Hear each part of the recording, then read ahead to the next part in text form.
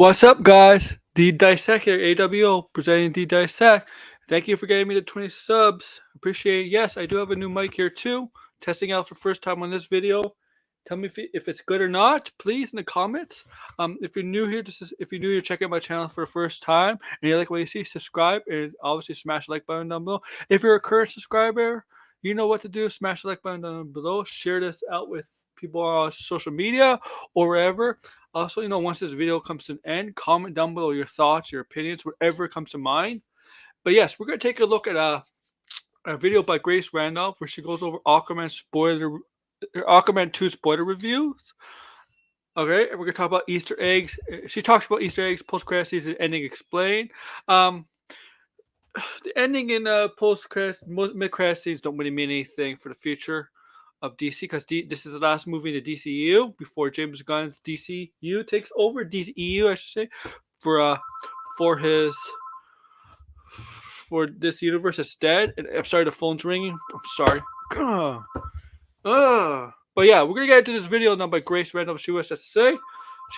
See what she has to say about the spoiler review and all this stuff about the movie, Easter eggs, mid-credit scene, ending explained. So let's get into it. Let's get into Grace and see what stuff she comes up with. Hello and welcome to my spoiler review. It's gonna be a long video. 2, aka Aquaman and the Lost Kingdom, where we can really dig into the movie. Where to start? It's kind of all over the place. So let's start with one of your questions. So this is gonna be a long video. I'll be drinking water, guys. And some of you said that you would like further clarification as to why I gave Aquaman 2 a Rotten Tomato, even though I said it's a fun family adventure movie. Well, as I said in my non-spoiler review, it's the lack of dignity. Also that it doesn't feel anything like a DC movie. I mean, it is Aquaman, but it doesn't feel like a DC movie in universe or even tone. Because, the last one didn't really connect to the greater DC universe, and that was okay. The tone was a little different too, but at least that movie respected itself. This movie, not so much. And since this is the spoiler review, we can go into detail. I can go into detail, and you can go into detail in your comments down below. All right, let's discuss. So I am Iron Man. I can't believe they did that. So in the last official scene of the movie, Aquaman has revealed Atlantis to the world and is holding a press conference at Ellis Island. Where at the end, it's a little just too on the nose. Then at the end of the press conference, just like in Iron Man, Aquaman says, "I am Aquaman," and then walks off, either in a clear reference to the iconic Tony Stark line that Robert Downey Jr. improvised, or a ridiculous coincidence. And based on the smile on Jason Momoa's face, he knew what he was doing. He's making a joke because he thought it was funny, but it's not funny. To end the DCEU with an homage to the line that started the MC. Who cares? I am Aquaman. This guy helped save the world before with the Justice League. Who cares? It's not a big deal. Just makes the whole endeavor of the DCEU look more like a joke. Whereas at least for a little while, it wasn't a joke. The DCEU didn't deserve that. And I don't know what, again, one of DC's problems is that they just Marvel's run into rocky territory as well these days. But one of the really clear, just like Marvel should stop hiring Rick and Morty writers, DC should stop letting their talent in front of behind, but particularly in front of the camera, get to do whatever they feel like. Who is in control over there? Apparently still nobody, because Matt Reeves can say he doesn't want to be part of the new universe when Matt Reeves isn't in charge. It's crazy. All right, so as if that wasn't bad enough, they don't stop there, because then there's the post-credit scene. First of all, they give their talent all the work in Marvel too, man. That's not necessarily true. That's not necessarily true about Marvel, man. The talent gets some say. Okay, so just because that's not necessarily true. She's wrong there. Earlier in the film, like I guess brothers do, Jason Momoa tricks Patrick Wilson into eating a cockroach because Patrick Wilson isn't familiar with any of the food up above. And so Jason Momoa says, these are the shrimp of land.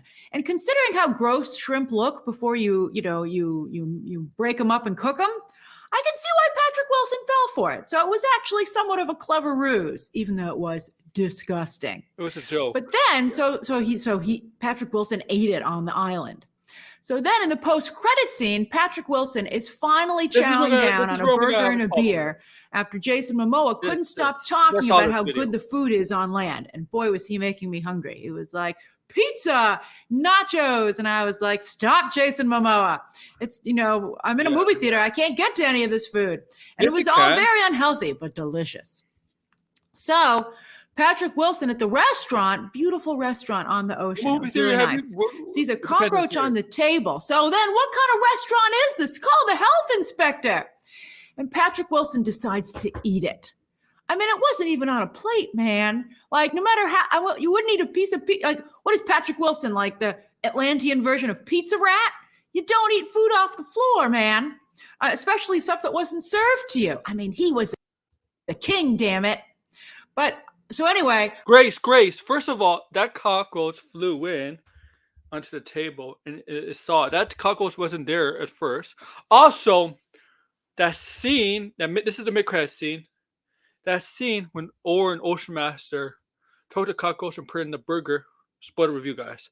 That was not inside the restaurant. That was actually one of those restaurants where you can eat outside. So what she's saying here does not make sense because she's completely wrong, or she completely forgot that that scene took place outside. So there's a greater chance you definitely would eat a bug outside. Make you accidentally possibly a fly comes into your mouth, or a bee, whatever. So that scene was outside, not inside. So she's either forgot or she or doesn't remember. Yeah, she probably doesn't remember, but yeah, she's wrong here. At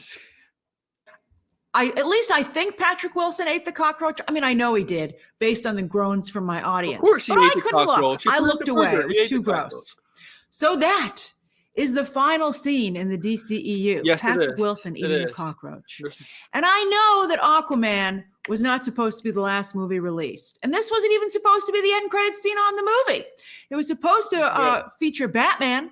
And first it was Michael Keaton, and then it was Ben Affleck. Yeah. And now this is what they're stuck with.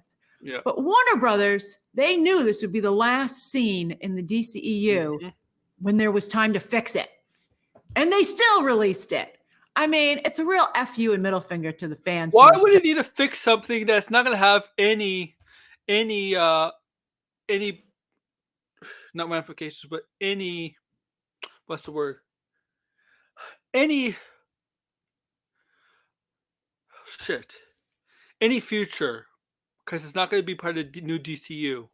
Why would it fix something they know it's not gonna continue on? They don't need. Who cares? It's the last movie. Who cares? Just let it go. Let it release what it is. It's not gonna affect the new DCU. James Gunn. Who cares? You don't need to fix anything, man. If there was no new universe, a whole new reboot or whatever, yeah, I agree. But who cares? It's the death of the DCU. This is the final nail in the coffin for the DCU. Who cares? You don't need to fix it all. Hanging on to this thing. It's like they just tried to just, twist the knife. It's like, I'm cool, man. They didn't really twist the knife. They didn't even need Now, to. another question one of you had, I think in jest, but it was valid, is did they ever find the Lost Kingdom? Called like Necris or something. Yeah, Necris, yeah. And they do. And it's run by the guy from Game of Thrones, who was on screen for just like a minute before he gets zombified. And to his credit, he took his few minutes on screen very seriously. So I gotta say, just like with the last Aquaman, I thought the VFX here were pretty good. Monster, they don't have the artistic flourish of the first Aquaman movie, did die, though. but everything is very believable. And there's a lot that you're asked to believe in. Some of that. From Atlantis to an underwater hidden pirate cove run by Aqua Jabba the Hutt. There was a to an island distorted by pollution. Yeah. Though, by the way, I must say, when those like evil grasshoppers, and they were grasshoppers because they were hopping all over the place. Creatures on his islands were giants. Yes, and the grasshoppers. When they came upon them eating that dead rat, that was pretty cool. I was like, like, that's dark. I like it. That's what we want from our DC movies. And then also Necros, the haunted evil ruins of Necros, the Lost Kingdom, pulsing with Maleficent-style green energy. I don't know about you, but I love it when stuff glows. I really do. From that green evil energy to Mira's powers. Like every time someone's eyes glowed green because the evil king was possessing them, I was like, that looks great. In the comics, by the way, speaking of Mira's powers, there are other people from Xebel. There's her dad. Her dad never uses the same power set. That makes no sense to me. But hydrokinetic powers are had by multiple characters in the comics and in the cartoons. So I'm just saying, or animation. So I'm just saying, if they didn't want to bring Amber Heard back, they still could have kept her powers around. They didn't have to have her there. But then they would have needed a whole different story because as is, with all this focus on the baby, you can't not have Mira around. And to be honest, the story they have here isn't the greatest. It didn't demand to be told. But there are aspects of it that I enjoyed, like Randall Park.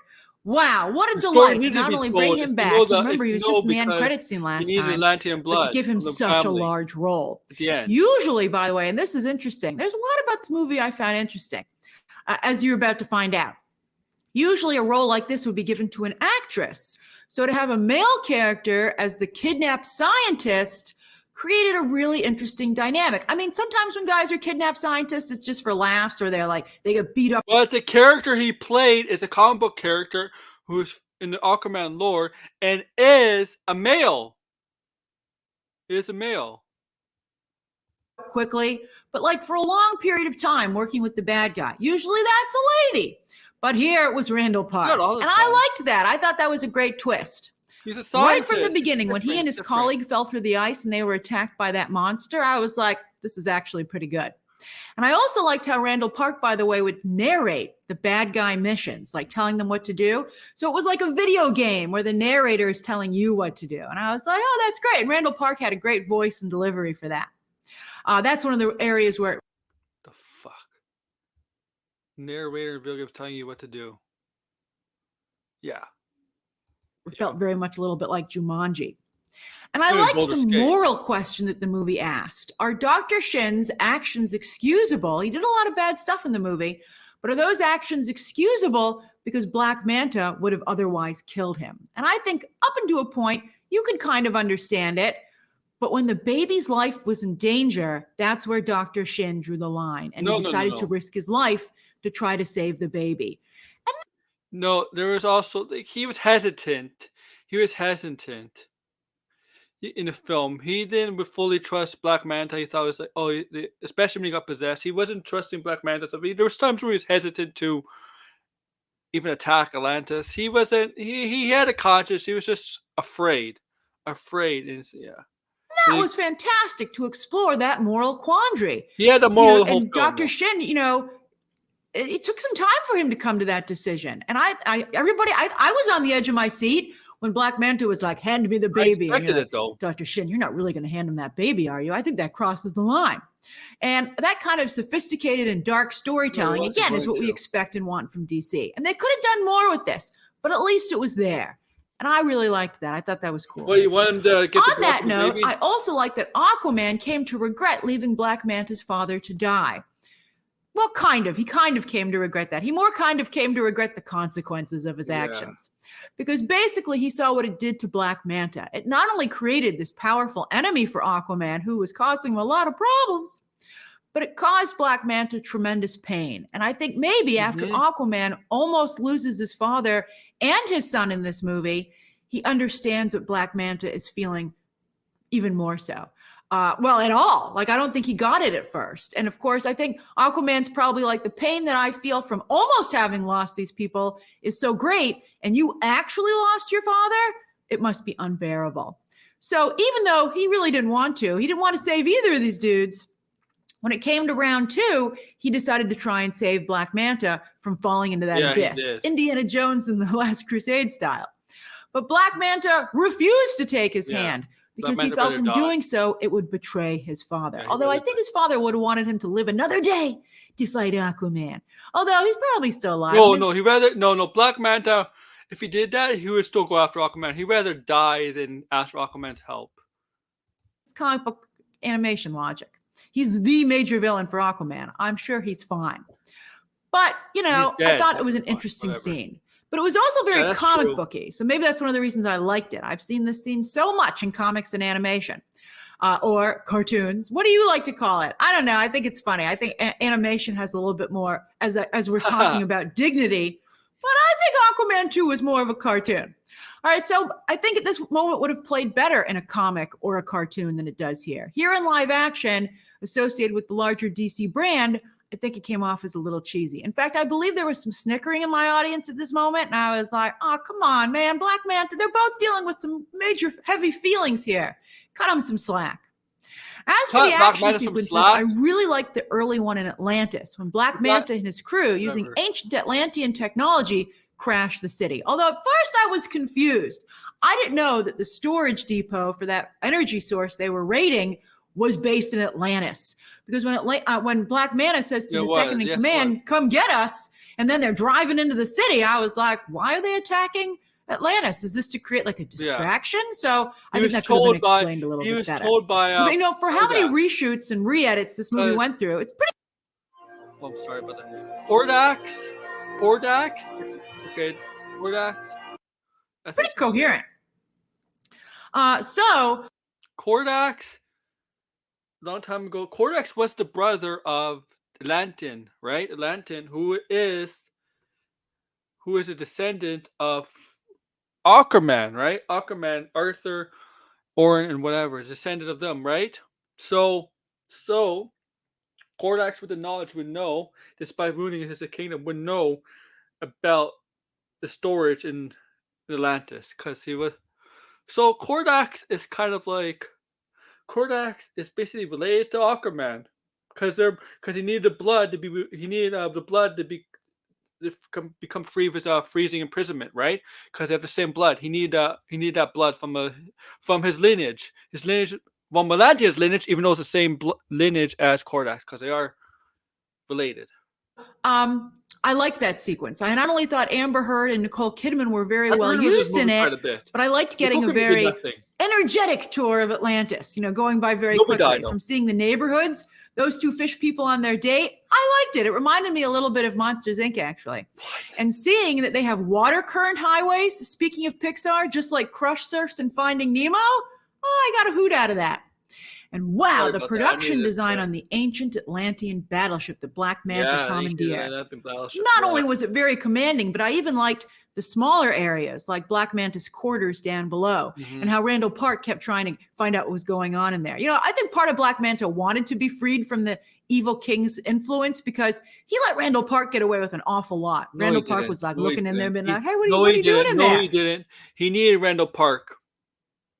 He needed Randall Park for the majority of the movie. He did not want to get free from the influence. No, he didn't. He needed Randall Park, though. And, you know, Black Manta just closed the door. And although I also like the line when he said, I don't draw this knife unless it tastes blood, so you better hope I never draw it again. And sure enough, he had to take a little blood from Randall Park because he'd made a promise. That knife had to live up to its reputation. But like a villain, like a corrupt villain, sick poison villain being corrupted by a magical Cordax, a magical creature like Cordax, who's influenced him. There's a point where he could be so resistant, and we're at a point where you're not needed anymore. Where Randall Park's character will not be needed anymore. Reputation. I thought that was good. And as I said, Johnny Zhao was fantastic as Black Manta's second in command. Yeah, it's your second. She had great boss energy. I totally believed that all those minions would listen to her. And she reminded me of a lot of great female villain sidekicks through the years, particularly in animation. The ancient pods they were going around in, I thought were also very cool. I liked that they could be used under and above water. And I thought that the scene where Orm was trying to run away from one with the arms trying to get him, I thought that was very well done. And I didn't detect any face replacement there. I think Patrick Wilson really did the running part of that and the reacting part, and it worked really well. Yeah. I was like, that was a cool sequence. So the orichalcum, the orichalcum, which everyone was laughing at my screening. So it turns out some of you referenced this in the comments, and I looked it up, and it's true. It was Orichalcum is actually referenced in Yes, real it's life real. ancient Yes. writings about Atlantis. It's a lost metal. How cool is that? I mean, maybe somebody made it up, but anyway, it's in real life You didn't writings know about that? the city of Atlantis. So I wish they'd made that clear somehow in the movie because it makes the whole thing less ridiculous. Maybe if Dr. Shin had first, did Dr. Shin first bring it up? But maybe Dr. Shin could have given a little bit of backstory. It does seem kind of like vibranium. I was referencing unobtainium from Avatar, but it's also like vibranium. And then with Atlantis at the end asking to join the United Nations, I was getting some strong Black Panther Wakanda vibes as well. I was like, Atlantis. Like, Aquaman, you got to be your own thing. But back to Orichalcum. I've read a lot of comics and I've watched a lot of cartoons / animation. So I didn't have a problem with it. This ain't my first rodeo. I've come across a lot of Orichalcum stuff, as I just talked about. I've already referenced vibranium and unobtainium. Yeah, so as I said in my non-spoiler review, I also understood that they were trying to call out toxic energy sources without getting into a fight, like a legal battle, like you could say it was slander with any real-life energy companies. Warner Brothers Discovery is having enough problems. Some of them of their own making, many of them of their own making, but this would be of their own making as well. So I think this was actually the right call. I just would have set it up better. And then when Dr. Shin was horrified by how much they'd melted the polar ice caps to reach the buried lost kingdom, there was like a blood sacrifice that they had to do for the final step, which is why they needed the baby. But then and they just punched Aquaman in the face, and then there was some blood that went flying, and that's how they actually unlocked it. But anyway, Black Manta said with the melting of the ice caps, they'd only fast forwarded what humanity was doing already. That made an impression on me. I liked it. And I think it could have been set up better so that it hit a little harder. Also, if the polar ice caps melted that much in just 5 months, I think there would be some more serious repercussions on Earth. They referenced them, but they were either off camera or just in news footage. And if this movie took itself more seriously, I think they've included some really cool disaster scenes. Give the movie that Roland Emmerich vibe, right? Some of those movies are pretty good. I loved 2012. And so to add some scenes like that to this movie where Aquaman would be very helpful. Aquaman and his power set would be they did the old, at the beginning of the movie, they did the old, freighter ship is under attack thing. Although it was funny when they cut it with Aquaman reenacting it with action figures for his baby. And then I thought it was cute when the crew was like, yay, Aquaman. It was like so funny. It was very kiddie. But I thought it was cute. The dreaded cute. But I mean it. It was cute. Okay, it was cute. But it would have been better to have some natural disasters that were being caused by what Black Manta was doing and have Aquaman help out there. Because that's where he would really, Superman could help, but what's Batman going to do in that situation? That's Aquaman's chance to shine. Now, the more I think about it, the more I think that's a huge missed opportunity. That should have been the pitch for Aquaman movie. 2012, but with some dude running around in the middle of it helping people out.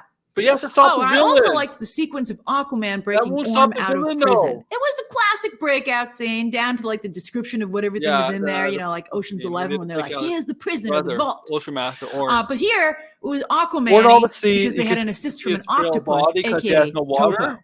As I also said in my non-spoiler review, you can watch really cool videos of octopus or octopi solving puzzles and figuring out how to sneak into places. There was this one octopus, and they were like, how's he getting the food in the other tank? Or they wanted to see if he could, but he was going through the tiniest little tubes to get it overnight. And I thought that was incredible. So I totally buy an octopus as a secret field agent for Atlantis. So if they had given Topo more personality and kept him around longer, I think that might have actually worked. Also, why couldn't he talk? I guess, should they have ever crossed that line? Aquaman could talk to to water, marine life, water animals. So scientific, but we never hear any of it. Should they have allowed these fishies to have voices? No. I don't know. Aquaman, this movie's so silly, they might as well have. Back. I'd be like, this movie is nuts. Give Topo a voice. If Martin Short wanted to voice somebody, why wasn't it Topo? No, all right. So also, while it was totally predictable, I thought it was cool to see the Steve Rogers skinny version of Orm struggling to get to the ocean as he was being chased by, he was almost escaped. And he was being chased by the guards of his prison. Yeah. And then at the last minute, it looks like he's not going to make it. But then the surf comes in and overcomes him. And then he emerges as Captain America, Steve Rogers, all buff. And I thought that was cool. The water crashing over him. I was like, I liked it. Again, you totally saw where it was going, but they did it really well. Anything else of note? Well, I thought it was funny when Black Manta scolded Aquaman for not only taking Orm's throne, but also his woman. Very social media. I like that. My audience laughed at that. I laughed at that. It was funny. I didn't. I thought it was cute that Aquaman's baby could talk to fish, goldfish. I used to own some goldfish, so I related to that. But then at the end, the baby uses that power to get Aquaman's attention. I thought the baby would call in some marine life to help him, like some baby marine life. No, here's really the thing. cute. Well, All these little cute creatures would just would swarm on Black Manta. It would be funny. Also, I mean, if we're going to go for it, let's go for it. Also, how did the sonar from the whales take out the sonar cannons of the ancient Atlantean ship, which ran on electricity? I was like, electricity and metal versus whales? I mean, I've never seen a whale take out like a ship, right? I think the whaling industry situation would have gone down a whole lot different if this was possible. I mean, maybe someone in the comments will be like, well, actually, Grace. But they should have then explained it better. Although, when the ships...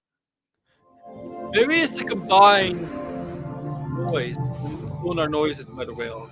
With louder, where it's more louder, more powerful. Cannons exploded or imploded, actually, which was interesting. Yeah. They seem to have like the fireball fill the entire inside of the ship. Yeah. Which means Black Manta's entire crew was killed, including his second in command. Damn. I was like, I don't think anyone survived that. That was pretty. I guess Aquaman didn't totally learn his lesson about killing his villains. And of course, another great Orm moment, as I mentioned in my non-spoiler review, was when he almost went bad again, or at least they teased. Yeah, because he especially tried it. So King Nerys, who again never uses the Xebel hydrotelekinesis powers, he felt he couldn't trust Orm. He wouldn't give him a gun. Why were they all taking one gun at a time? I was like, this is the slowest army to deploy I've ever seen. The king doesn't have to hand each of you a gun. Run up and grab them. I like the way the turnstile worked, but I wish that it had been like 10 or 12 or 20 guns at a time, and then it reloaded for the next round of people to take their weapons. All right, so anyway, King Nerys gets in trouble, and he's going to die if Orm doesn't help him. And Orm just looks at him and smiles, and that was delicious. I wrote fantastic in my notes, but it's actually delicious. Before he did save him, Loved it. Save him that way. And shows what a great dynamic actor Patrick Wilson is, and how a lot of his talents are not being utilized by this movie. So, but anyway, yeah, of course, Orm decides to save King Nerys, and then he gives him a gun, and you're like, all right, whatever, so boring. Although, I mean, again, I like 2/3 of the movie I thought were fun. Although at the end, this is another moment. The trident, the Cortex trident, is like the ring from Lord of the Rings, where whoever holds it is being influenced by Cordax, not physically but spiritually, stuff like how you put on the ring of Lord of the Rings. You're kind of being controlled, turn evil to your darker desires, stuff like that. It's very similar to the ring from Lord of the Rings. I liked when Orm, now possessed by the last kingdom's evil king, like Black Manta was, refuses to let Aquaman have the black trident. And the spirit of the evil king is whispering in both their ears. They're like in some evil green tornado. And the evil king is playing into the difficulties of their relationship, the fears they have, and the fears and hatred they have of each other. But in the end, they both remember the promise they made to their mothers to look after each other. Good thing she made them promise. And I thought Aquaman at that moment would tell Orm he loved him, but it wasn't earned. So I'm glad instead Aquaman said to Orm, let go. And of course that has multiple meanings because there's so much that Orm has to let go of. And Orm takes a beat, looks at his brother, and lets go. And I was like, that's beautiful, man. I also thought it was incredible when then Aquaman throws the black trident at the evil king, and the evil king caught it. And I was like, how much longer is this movie? I kind of respected that the villain wasn't so easy to take out, the boss level villain, but also at the same time, I was like, how much more do we have to go? And then, who was it? Dr. Shin? No, I think it was Dr. Shin. He threw Aquaman his gold trident, and gold apparently, defeats the black trident. And it was like one of those, like a dart, or like there's thing where or a bullet when one goes through the other, and he killed the evil king with his gold trident. Everybody seemed to have a trident. At the end, Orm had a trident for King Nerys, and I was like, you guys can't all have tridents because it makes them less special. All right, so but yeah, I thought the movie has a lot of nice moments in it. They said too bad Orm was killed in the final battle, and then he had to go and be banished to the surface world. I'm sure he can swim in He some little wasn't. pools here and there. He That's wasn't really funny. killed. They have some material for a He's third supposed to movie, escape but it ain't convict. never going to happen. One of you was like, Grace, this is the middle chapter, and it's like, who's going to tell him? Who's going to tell him it's not the middle chapter? No. But yeah, the movie is full of nice moments, but as a whole, it has no dignity. Really, no dignity whatsoever. It's embarrassing itself. And also, You're the it one that didn't like feel Rebel like a Moon. DC movie. So that's That why movie it's has right a on the dignity. line. Dignity. That's why I decided to go with a Rotten Tomato. And so I hope better That movie understand has no why I soul. made that choice. So what did you think of the movie? Again, this is the spoiler review, so let's hear it in the comments down below. Thank you for going over the movie with me. Okay. Nothing to say here. You could tell she nice moments. She didn't really like it. She's picking all these pointless points. I don't think she really understood the movie, honestly. And I don't know. I don't know what to say about Grace here. So yeah, her takes are weird, really, really weird. I want to know your thoughts on the movie, guys. You're allowed to spoil in this down below in the comments. You're allowed to spoil it, cause this okay. But I want to know your comments on this film, on the Grace, her critique of the film, your personal opinions, stuff like that. This is not a review, but yeah, this is a review of her, really. But yeah, feel free to like, share, subscribe, and comment below, whatever. Thank you guys.